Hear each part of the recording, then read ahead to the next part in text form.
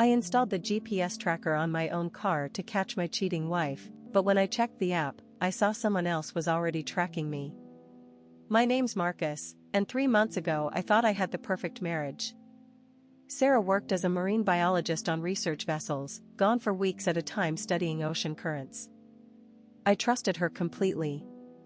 She'd call every night from the ship, tell me about dolphins and water samples, her voice crackling through satellite phone connections. But then little things started bothering me. She knew about the new coffee shop on 5th Street when she'd been at sea for 2 weeks. She mentioned my coworker's promotion before I told her. When I asked how she knew, she'd laugh it off. Small town, baby. News travels fast.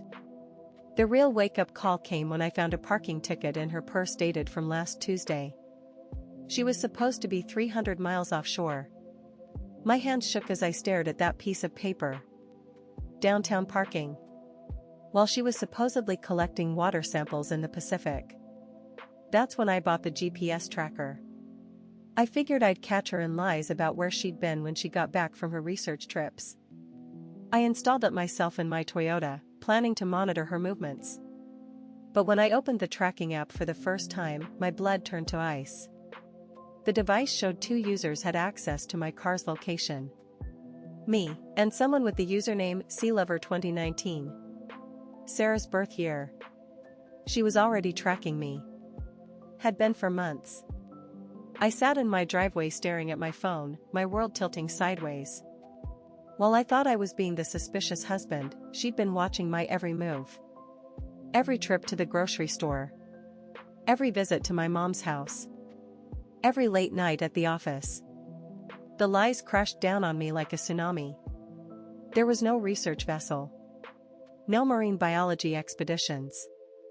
She'd been using some elaborate fake story while tracking my movements to make sure I wouldn't catch her. I called the Ocean Research Institute she claimed to work for. They'd never heard of Sarah Mitchell. Never heard of any of the projects she described in vivid detail. The woman I'd been married to for 5 years was a complete stranger. My hands were shaking so hard I could barely hold my phone. I felt sick. Betrayed. Like everything I knew about my life was a lie. Where was she during those weeks away? Who was she with? What else had she lied about? But then the rage kicked in. White-hot fury that burned away the confusion and hurt. She wanted to play spy games? Fine. 2 could play that game. I started planning immediately. If Sarah thought she was clever with her tracking system, she was about to learn what real deception looked like. First, I created fake routines. I'd drive to the gym, park, then Uber somewhere else while leaving my car there. The tracker showed me staying put while I actually investigated her lies. I hired a private investigator with the money from our joint savings account. Within a week, he had answers. Sarah wasn't just cheating. She was living a double life with a guy named Derek in the next town over. Playing house while telling him she was separated and waiting for divorce papers. She'd even showed him fake legal documents. She was tracking me to make sure our schedules never overlapped, ensuring I'd never accidentally run into them. The PI's photos showed everything. Sarah grocery shopping with Derek. Sarah at Derek's parents' house for Sunday dinner. Sarah wearing a different wedding ring, playing the devoted girlfriend while legally married to me. But here's where it gets beautiful. I knew Sarah checked my location obsessively. She'd text me worried messages whenever I deviated from normal patterns. Hope everything's okay, honey. Noticed you were at the mall longer than usual. So caring. So attentive. So fake.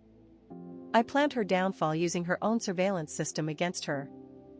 I waited until she left for another fake research trip. Then I used her tracking obsession to orchestrate the perfect reveal. I drove to Derek's neighborhood and parked 3 blocks away from his house. Then I called Sarah's satellite phone. Hey babe, I'm having chest pains. I think I need to go to the hospital.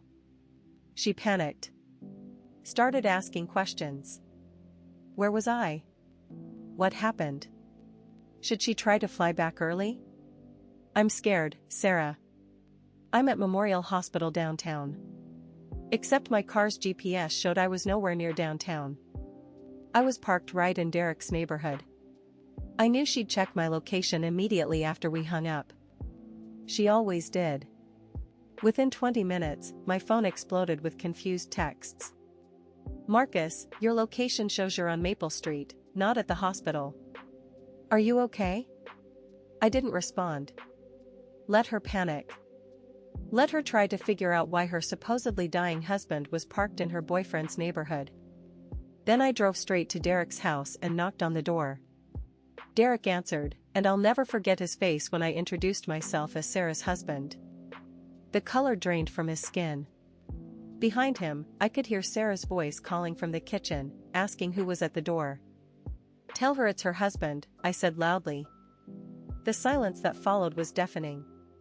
Sarah appeared behind Derek, still wearing her fake wedding ring, her face cycling through shock, terror, and rage. She tried to play it off, claiming she could explain everything, but Derek was already putting pieces together. Research vessel? Derek said slowly. You told me you worked at the bank.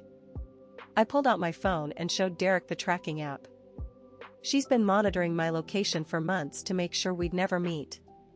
Pretty elaborate system for someone supposedly studying fish in the middle of the ocean.